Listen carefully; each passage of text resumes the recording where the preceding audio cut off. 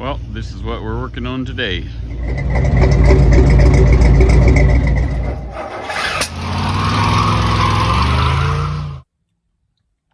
So you're sitting in the Walmart parking lot fixing to take home your load of groceries, and you reach down and put your little Jeep Wrangler into reverse and hit the gas, and there ain't no reverse. You're still in park. Or maybe it's you back out of your parking spot, put it in drive and hit the gas, and you're still in reverse. Well, you might need this little feller. This is a Dorman 14055 on the shelf item. I've already opened it up, but on the shelf item at pretty much any O'Reilly's anywhere in the country. A 14073 will also work with minor modifications, with the use of a small washer. But anyways, this is probably what you need if you all of a sudden find yourself with 6 neutrals or 6 parks or 6 drives. Don't call the wrecker truck.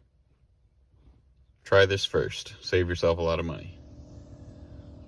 So what you're going to want to do is climb down here underneath the driver's side of your little Jeep. Here we have the engine. Here we have the transmission. Reach up here and look at this cable here. Right there, coming down from the top. I've already popped this one out, but look on the end of it. Can you see that little button right there? The end of that is supposed to be connected to that. That little arm that goes up, that's what moves, puts your car in park, reverse, neutral, drive. If this is popped off, this is your problem. Now, be super careful. This pipe right here, this catalytic converter, is extremely hot when this engine has been running. And you're gonna wanna let it cool off. There's a little pain in the butt, little spring clip here that you have to pop those tabs up to get it to pop out of this bracket.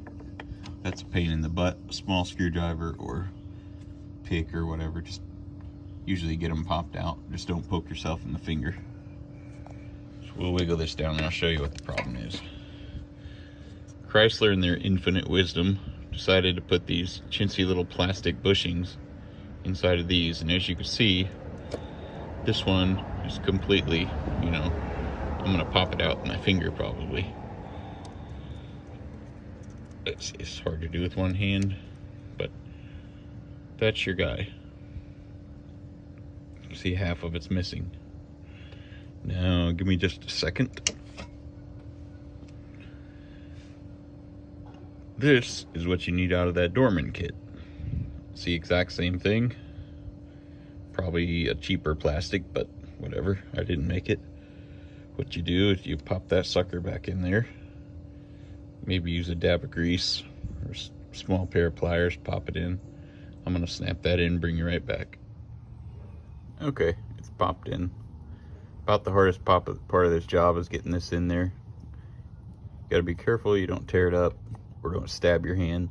Just put a tiny dab of grease on the inside of this plastic part, the big black one. It pops right in. Well, after a little bit of finagling with it.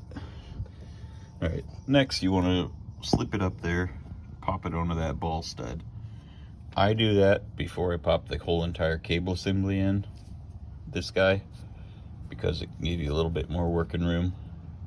So I'll go ahead and pull that up there and snap it in. All right, if you look down at the end of this, you see I'm snapped back onto the ball stud. Now I'm just gonna go ahead and snap this back into place.